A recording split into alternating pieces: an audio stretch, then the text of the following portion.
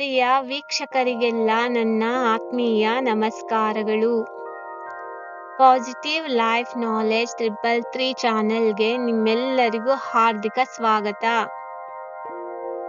ನಮ್ಮ ಜೀವನಕ್ಕೆ ಬೇಕಾದಂತಹ ಪ್ರಮುಖ ಮೂಲಭೂತ ಪಾಠಗಳು, ಅಮೂಲ್ಯ ಅನುಭವಗಳು ಮತ್ತು ಜೀವನ ಜ್ಞಾನವನ್ನು ನಾವು ಈ ಚಾನೆಲ್ನಲ್ಲಿ ಹಂಚಿಕೊಳ್ಳುತ್ತೇವೆ.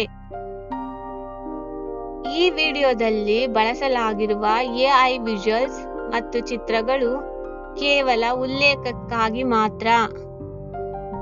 ವಿಡಿಯೋವನ್ನು ಗಮನದಿಂದ ನೋಡಿ ಮತ್ತು ಕೇಳಿ ಅದರಲ್ಲಿರುವ ಜ್ಞಾನವನ್ನು ನಮ್ಮ ಜೀವನದಲ್ಲಿ ಅಳವಡಿಸಿಕೊಂಡರೆ ಅದು ನಮಗೆ ತುಂಬಾ ಉಪಯುಕ್ತವಾಗುತ್ತದೆ.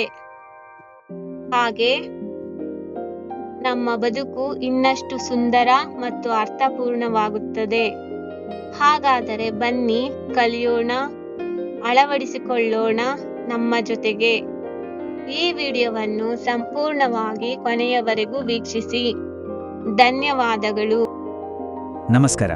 ಕೆಲವೊಮ್ಮೆ ಬೇರೆಯವರ ನೆಗೆಟಿವ್ ನಡವಳಿಕೆ ನಮ್ಮನ್ನು ಕೆಟ್ಟದಾಗಿ ಮಾತಾಡೋ ಹಾಗೆ, ಕೆಟ್ಟದಾಗಿ ನಡ್ಕೊಳ್ಳೋ ಹಾಗೆ ಪ್ರೇರೇಪಿಸುತ್ತೆ ಅಲ್ವಾ? ಆದರೆ ಅಂತಹ ಸಂದರ್ಭಗಳಲ್ಲಿ ನಾವು ಹೇಗೆ ವರ್ತಿಸ್ತೀವಿ ಅನ್ನೋದು ಕಂಪ್ಲೀಟ್ ಆಗಿ ನಮ್ಮ ಕೈಯಲ್ಲೇ ಇರುತ್ತೆ. ನಮ್ಮ ಒಳ್ಳೆತನವನ್ನ, ನಮ್ಮ ಸ್ವಭಾವವನ್ನ ಬೇರೆಯವರ ವರ್ತನೆ ನಿರ್ಧರಿಸೋಕೆ ಬಿಡಬೇಕಾ? ನಮ್ಮನ್ನು ಕೆರಳಿಸೋ ಸಂದರ್ಭಗಳಲ್ಲಿ ಪ್ರತಿಕ್ರಿಯೆ ಕೊಡೋ ಬದಲು ಪ್ರಜ್ಞಾಪೂರ್ವಕವಾಗಿ ಸ್ಪಂದಿಸೋದು ಹೇಗೆ ಅನ್ನೋದನ್ನ ಇವತ್ತು ಒಂದು ಕಥೆಯ ಮೂಲಕ ಅರ್ಥ ಮಾಡ್ಕೊಳ್ಳೋಣ ಬನ್ನಿ. ಸರಿ, ಈ ಒಂದು ಪ್ರಶ್ನೆಯೊಂದಿಗೆ ಶುರು ಮಾಡೋಣ. ಒಂದು ಕ್ಷಣ ಯೋಚನೆ ಮಾಡಿ ನೋಡಿ. ಬೇರೆಯವರ ಕೋಪ, ಅಸಡ್ಡೆ ಅಥವಾ ಕೆಟ್ಟ ಮಾತುಗಳು ನಮ್ಮೊಳಗಿನ ಒಳ್ಳೆತನವನ್ನ ನಾಶ ಮಾಡೋಕೆ ಸಾಧ್ಯನಾ? ಈ ಪ್ರಶ್ನೆಯನ್ನೇ ಮನಸ್ಸಲ್ಲಿಟ್ಕೊಂಡು ಬನ್ನಿ ಒಂದು ಕಥೆ ಕೇಳೋಣ. ಇದು ಈ ಪ್ರಶ್ನೆಗೆ ಉತ್ತರ ಹುಡುಕೋಕೆ ನಮಗೆ ಸಹಾಯ ಮಾಡಬಹುದು. ಈ ಕಥೆ ಶುರುವಾಗೋದು ಒಂದು ಅನಾಥಾಶ್ರಮದಲ್ಲಿ. ಅಲ್ಲಿನ ಮಕ್ಕಳ ಮುಗ್ಧ ಜಗತ್ತಿನಲ್ಲಿ ಒಂದು ಅನಿರೀಕ್ಷಿತ ಘಟನೆ ನಡೆಯುತ್ತೆ. ಲೇಖಕರು ಮತ್ತೆ ಅವರ ಸ್ನೇಹಿತರ ತಂಡ ಒಂದು ಒಳ್ಳೆ ಉದ್ದೇಶದಿಂದ ಅಲ್ಲಿಗೆ ಹೋಗಿದ್ರು. ಅವರ ಉದ್ದೇಶ ತುಂಬಾನೇ ಕ್ಲಿಯರ್ ಆಗಿತ್ತು. ಆ ಆಶ್ರಮದ ಮಕ್ಕಳ ಮುಖದಲ್ಲಿ ಒಂದು ನಗು ತರಿಸ್ಬೇಕು, ಅವ್ರಿಗೆ ಏನಾದರೂ ಸಹಾಯ ಮಾಡಬೇಕು. ಕೇವಲ ಹಣ ಅಥವಾ ವಸ್ತುಗಳನ್ನ ಕೊಡೋದಕ್ಕಿಂತ ಹೆಚ್ಚಾಗಿ ಅವರ ಜೊತೆ ಸ್ವಲ್ಪ ಸಮಯ ಕಳೆದು ಪ್ರೀತಿ ಹಂಚ್ಕೋಬೇಕು ಅನ್ನೋ ಒಂದು ಒಳ್ಳೆ ಸಂಕಲ್ಪ ಅವರಲ್ಲಿತ್ತು. ಅವರು ಅಲ್ಲಿನ ಉಸ್ತುವಾರಿಯನ್ನ ವಿಚಾರಿಸಿದಾಗ ಒಬ್ಬರು ಸಮಾಜ ಸೇವಕಿಯನ್ನ ಭೇಟಿ ಮಾಡೋಕೆ ಹೇಳಿದ್ರು. ಸಾಮಾನ್ಯವಾಗಿ ಸಹಾಯ ಮಾಡೋಕೆ ಬಂದವರನ್ನ ಸೌಜನ್ಯದಿಂದ ಸ್ವಾಗತಿಸಬೇಕು, ಆದರೆ ಅಲ್ಲಿ ನಡೆದಿದ್ದೇ ಬೇರೆ. ಬಂದ ಮಹಿಳೆಯ ಮುಖದಲ್ಲಿ ಕಿಂಚಿತ್ತೂ ನಗುವಿರಲಿಲ್ಲ, ಮಾತಿನಲ್ಲಿ ವಿನಯದ ಲವಲೇಶವೂ ಇರಲಿಲ್ಲ. ಅವರ ವರ್ತನೆ ಎಲ್ಲರ ನಿರೀಕ್ಷೆಗೂ ತದ್ವಿರುದ್ಧವಾಗಿತ್ತು. ಅವರು ಬಂದವರೇ ಸೀದಾ ವಿಷಯಕ್ಕೆ ಬಂದ್ಬಿಟ್ರು. ನೀವ ದಾನ ಕೊಡಕ್ಕೆ ಬಂದಿರೋದು? ನನಗೆ 500 ಕಿಲೋ ಅಕ್ಕಿ ಬೇಕು, ತಕ್ಷಣ ಬೇಕು, ಬೇರೆ ಏನನ್ನು ನಾನು ತಗೊಳ್ಳಲ್ಲ. ನಿಮಗೆ ಅಷ್ಟು ಕೊಡಿಸೋಕೆ ಆಗಲಿಲ್ಲ ಅಂದರೆ ಒಂದು 5 ಕಿಲೋ ಅಕ್ಕಿ ಕೊಟ್ಬಿಡಿ ಸಾಕು ಅಂತ ತುಂಬಾನೇ ಕರ್ಕಶವಾಗಿ ಹೇಳಿ ಹೊರಟೆ ಹೋದರು. ಇಡೀ ತಂಡಕ್ಕೆ ಆಘಾತ. ಆ ಸಮಾಜ ಸೇವಕಿಯ ಮಾತು ಕೇಳಿ ಇಡೀ ತಂಡಕ್ಕೆ ಒಂದು ಕ್ಷಣ ಏನ್ ಮಾಡಬೇಕು ಅಂತಾನೆ ತೋಚಲಿಲ್ಲ. ಅವರ ಮನಸ್ಸಲ್ಲಿ ಒಂದು ದೊಡ್ಡ ದ್ವಂದ್ವವೇ ಶುರುವಾಗಿತ್ತು. ಒಳ್ಳೆ ಕೆಲಸ ಮಾಡೋಕೆ ಹೋದಾಗ ಇಂಥ ಅವಮಾನ ಎದುರಾದ್ರೆ ಏನ್ ಮಾಡಬೇಕು? ಇದು ಅವರ ಮುಂದಿದ್ದ ದೊಡ್ಡ ಪ್ರಶ್ನೆ. ಅವ್ರಿಗೆ ತುಂಬಾನೇ ಅವಮಾನ ಆದಾಗೆ ಅನಿಸ್ತು. ಎಲ್ರಿಗೂ ನೋವಾಯ್ತು. ನಾವಿಲ್ಲಿಗೆ ದಾನ ಮಾಡೋಕ್ ಬಂದಿದ್ವಾ ಅಥವಾ ಇವರಿಂದ ಬೈಸ್ಕೊಳ್ಳೋಕ್ ಬಂದಿದ್ವಾ ಅಂತ ಅನ್ಸಕ್ ಶುರುವಾಯ್ತು. ಈಗ ಒಂದು ಕ್ಷಣ ನೀವೇ ಆ ಜಾಗದಲ್ಲಿದ್ರೆ ಏನ್ ಮಾಡ್ತಿದ್ರಿ? ತಮ್ಮ ಅಹಂಕಾರವನ್ನ ಪಕ್ಕಕ್ಕಿಟ್ಟು ಸಹಾಯ ಮಾಡ್ತಿದ್ರಾ? ಅಥವಾ ಈ ಅವಮಾನವನ್ನ ಸಹಿಸೋಕಾಗದೆ ಸ್ವಾಭಿಮಾನವೇ ದೊಡ್ಡದು ಉಂಟ ಅಲ್ಲಿಂದ ಹೊರನಡೆತಿದ್ರಾ? ಸೊ ಅವರ ಮುಂದೆ ಇದ್ದಿದ್ದು ಎರಡೇ ದಾರಿಗಳು. ಒಂದು, ತಮ್ಮ ಸ್ವಾಭಿಮಾನಕ್ಕೆ ಧಕ್ಕೆ ಆದಾಗ ಕೋಪದಿಂದ ಪ್ರತಿಕ್ರಿಯಿಸೋದು. ಇವರು ಇಷ್ಟೊಂದು ಅಸಡ್ಡೆ ತೋರಿಸ್ತಿರುವಾಗ ನಾವು ಯಾಕೆ ಇಲ್ಲಿರ್ಬೇಕು, ಬೇರೆ ಯಾವುದಾದ್ರೂ ಒಳ್ಳೆ ಜಾಗಕ್ಕೆ ಹೋಗಿ ದಾನ ಮಾಡೋಣ ಅಂತ ಯೋಚಿಸೋದು ಸಹಜ.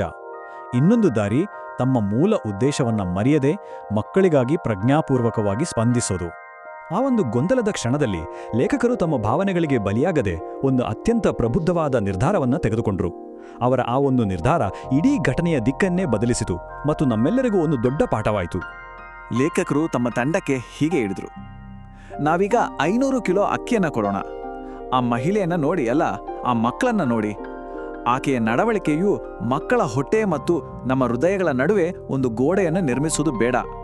ಈ ಸ್ಲೈಡಲ್ಲಿರೋ ಮಾತು ನಿಜಕ್ಕೂ ಬಹಳ ಮುಖ್ಯವಾದದ್ದು. ಅವರು ಅಕ್ಷರಶಃ ಅದನ್ನೇ ಮಾಡಿದ್ರು. ತಮ್ಮ ಅಹಂಕಾರಕ್ಕಿಂತ ತಮ್ಮ ಕರ್ತವ್ಯಕ್ಕೆ ಹೆಚ್ಚು ಬೆಲೆ ಕೊಟ್ರು. ತಮ್ಮೊಳಗಿನ ಅವಮಾನದ ಭಾವನೆಯನ್ನ ಬದಿಗೊತ್ತಿ ಆ ಮಕ್ಕಳ ಹಸಿವನ್ನ ನೀಗಿಸೋ ಕರ್ತವ್ಯಕ್ಕೆ ಮೊದಲ ಆದ್ಯತೆ ಕೊಟ್ಟು 500 ಕಿಲೋ ಅಕ್ಕಿಯನ್ನ ಆ ಆಶ್ರಮಕ್ಕೆ ಕೊಡಿಸಿದ್ರು. ಈ ಕಥೆ ನಮಗೆ ಜೀವನದ ಒಂದು ತುಂಬಾನೇ ಪ್ರಮುಖವಾದ ಪಾಠವನ್ನು ಕಲಿಸುತ್ತೆ. ಅದೇ ಸ್ಪಂದನೆ ಮತ್ತು ಪ್ರತಿಕ್ರಿಯೆಯ ನಡುವಿನ ವ್ಯತ್ಯಾಸ. ಸ್ಪಂದನೆ ಅಂದ್ರೆ ಸಿಂಪಲ್ ಆಗಿ ಹೇಳೋದಾದ್ರೆ ಹೊರಗಿನ ಪರಿಸ್ಥಿತಿ ನಮ್ಮ ಒಳಗಿನ ಶಾಂತಿಯನ್ನ ಹಾಳು ಮಾಡೋಕೆ ಬಿಡದೆ ನಮ್ಮ ಮೌಲ್ಯಗಳ ಆಧಾರದ ಮೇಲೆ ಪ್ರಜ್ಞಾಪೂರ್ವಕವಾಗಿ ತೆಗೆದುಕೊಳ್ಳೋ ಒಂದು ಪಾಸಿಟಿವ್ ನಿರ್ಧಾರ. ಅಂದ್ರೆ ನಮ್ಮ ರಿಮೋಟ್ ಕಂಟ್ರೋಲ್ ನಮ್ಮ ಕೈಯಲ್ಲೇ ಇರುತ್ತೆ. ಲೇಖಕರು ಆ ಮಹಿಳೆಯ ವರ್ತನೆಗೆ ಪ್ರತಿಕ್ರಿಯಿಸದೆ ಮಕ್ಕಳ ಅಗತ್ಯಕ್ಕೆ ಸ್ಪಂದಿಸಿದ್ದು ಇದೇ ಕಾರಣಕ್ಕೆ. ಆದ್ರೆ ಪ್ರತಿಕ್ರಿಯೆ ಅಂದ್ರೆ ನಮ್ಮ ರಿಮೋಟ್ ಕಂಟ್ರೋಲನ್ನು ಬೇರೆಯವ್ರ ಕೈಗೆ ಕೊಟ್ಬಿಡೋದು. ಅವರು ಕೆಟ್ಟದಾಗಿ ನಡ್ಕೊಂಡ್ರೆ ನಾವು ಅದೇ ರೀತಿ ನಡ್ಕೊಳ್ಳೋದು. ಇದು ನಮ್ಮನ್ನು ಅವರ ಮಟ್ಟಕ್ಕೆ ಇಳಿಸತ್ತೆ ಮತ್ತು ನಮ್ಮ ಮೇಲಿನ ನಮ್ಮ ಕಂಟ್ರೋಲನ್ನೇ ನಾವು ಕಳ್ಕೊಳ್ಳೋ ಹಾಗೆ ಮಾಡುತ್ತೆ. ಇದನ್ನ ಅರ್ಥ ಮಾಡ್ಕೊಳ್ಳೋಕೆ ವೈದ್ಯರ ಉದಾಹರಣೆ ಬಹಳ ಚೆನ್ನಾಗಿದೆ ನೋಡಿ.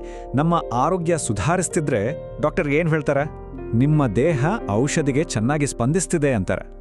ಅಂದ್ರೆ ಸ್ಪಂದನೆ ಅನ್ನೋದು ಗುಣಮುಖವಾಗುವ ಒಂದು ಪಾಸಿಟಿವ್ ಪ್ರಕ್ರಿಯೆ.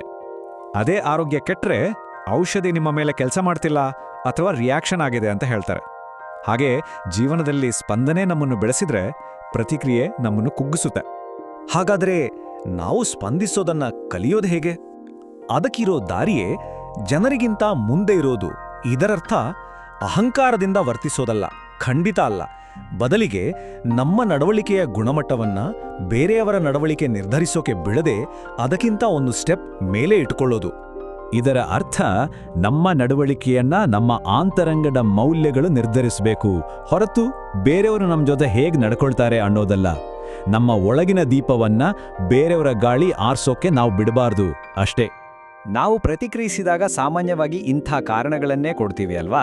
ನಾನೇನು ಸುಮ್ಮನೆ ಜಗಳಕ್ಕೆ ಹೋಗಲಿಲ್ಲ, ಅವರೇ ಶುರು ಮಾಡಿದ್ದು, ಅವರು ಬೈದ್ರು ಅದಕ್ಕೆ ನಾನು ಬೈದೆ ಅಂತ ಹೇಳಿ ನಮ್ಮನ್ನು ನಾವು ಸಮರ್ಥನೆ ಮಾಡ್ಕೊಳ್ತೀವಿ. ಆದರೆ ಯಾರು ಶುರು ಮಾಡಿದ್ರು ಅನ್ನೋದಕ್ಕಿಂತ ಯಾರು ಅದನ್ನು ಒಂದು ಒಳ್ಳೆಯ ರೀತಿಯಲ್ಲಿ ಮುಗಿಸ್ತಾರೆ ಅನ್ನೋದು ಹೆಚ್ಚು ಮುಖ್ಯ ಅಲ್ವಾ? ನೆನ್ಪಿಡಿ, ನಿಜವಾದ ಶಕ್ತಿ ಇರೋದು ಬೇರೆಯವ್ರನ್ನ ಸೋಲ್ಸೋದ್ರಲ್ಲ, ಬದಲಿಗೆ ನಮ್ಮನ್ನು ನಾವು ಗೆಲ್ಲೋದ್ರಲ್ಲಿ.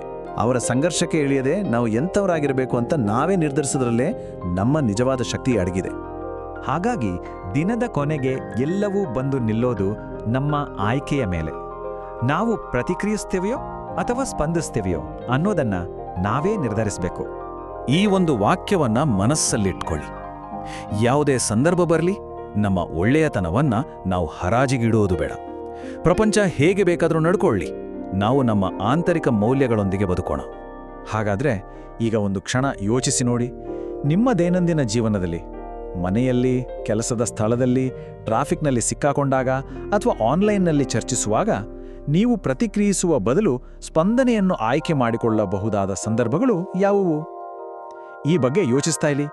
ನಿಮ್ಮ ಒಂದು ಪ್ರಜ್ಞಾಪೂರ್ವಕ ಆಯ್ಕೆ ನಿಮ್ಮ ಇಡೀ ದಿನವನ್ನೇ ಬದಲಾಯಿಸಬಹುದು. ಮತ್ತೆ ಭೇಟಿಯಾಗೋಣ.